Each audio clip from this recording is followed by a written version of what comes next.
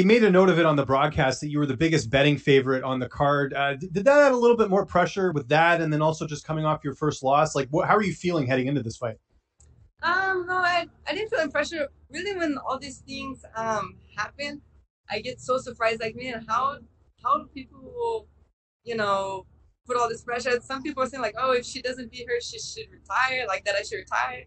I say like, man, Hannah is such a tough girl. She's strong. She has some good wins in her career. She has some losses, of course, like me. So she's a tough girl. I knew that. Like, I definitely didn't want to get a loss again. And but hey, I knew that like okay, I saw her weakness was kind of the ground, so I said this is like the perfect opportunity for me to get jiu-jitsu. So that's just always my goal, to try and like prove, hey, people like me for jiu-jitsu. They want to see that. I want to prove that to them, but I don't feel the pressure or anything like that from the people. I think like they don't know how hard the fighting is. They think that, and they're underestimating Hannah too.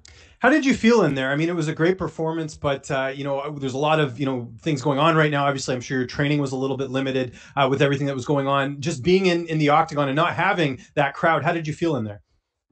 I felt good. I was really able to dial in, focus, put myself in a situation like I felt when I'm in the crowd. I always fight better when I have the crowd than when I'm in a sparring or something like that. So I really tried to do that, and I was able to do that. In my mind, I was thinking, okay, everyone's watching. Dana told us, hey, this is like the biggest platform. There's no other events happening right now. Everyone's quarantined at home. Now is the time to really show why you're here, why we work so hard, and why we're going through all these problems. And so I tried to put on a good show for everyone, and of course, for everyone battling the coronavirus and the COVID-19.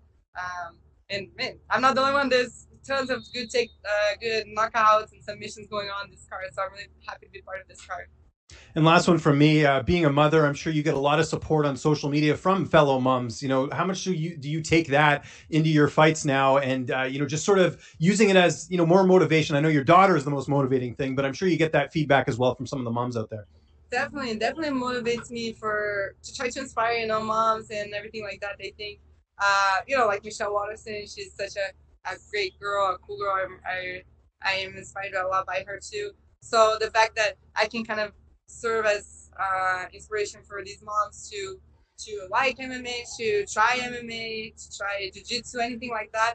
I'm really happy, and definitely helps push me to do my best and be, always make weight, always show that I'm a great athlete, show that I'm evolving. Hopefully, in my next fights, I can show a big evolution as a fighter. So I'm really happy to be able to serve as an inspiration for a lot of the moms out there. And I love all the support. They were sending me good vibes.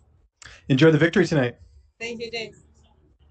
We'll go next to Gabriel Gonzalez with Cage Side Press. Your line is open. Congratulations, Mackenzie.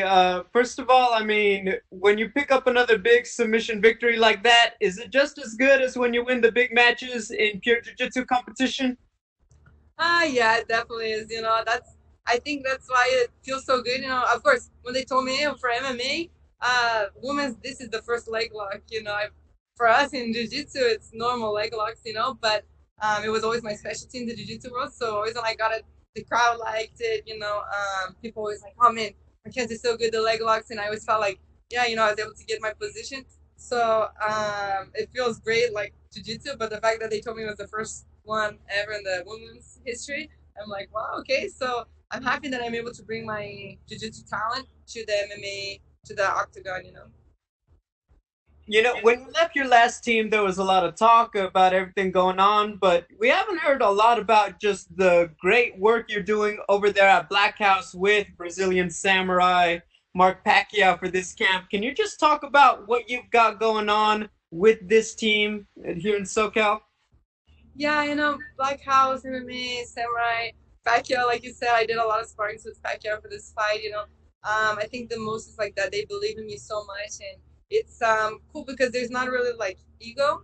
There's no ego. There's nothing like oh, I don't know, like you need to prove yourself on the academy. They understand kind of that I come from a jiu-jitsu background, so I'm a little bit different the way I train and things like that. Like I finish my fight, I usually like to go and go on a vacation or something like that, you know.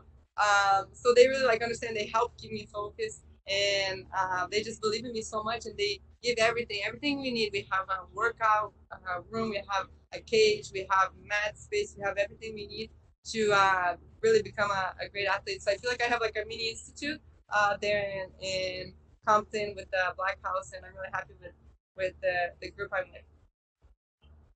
I heard you tell Karen Bryant that before the UFC was just very excited. Hey, when do you want to fight? Can you compete? After the last one, they kind of seemed to slow down a little bit. Yeah. Do you feel like this got the job done? That they're gonna expect you in July on the island somewhere? Do you think you switched the energy back? I hope so. If this didn't work, I don't know what will. You know, I really hope that they see like, hey, okay, I lost. You know, it happened. Amanda did a great job. She was good that day. She's good every day. You know. But hey, I have the potential, and I'm ready to show that potential. And man, let's take advantage of it. Let's take advantage of everyone watching. I know that everyone's fighting the coronavirus right now. So, man, I'm feeling good. I'm not injured. I'm healthy. I have the support at home I need with my daughter, with everything. So I'm ready to go, and I hope that they call me.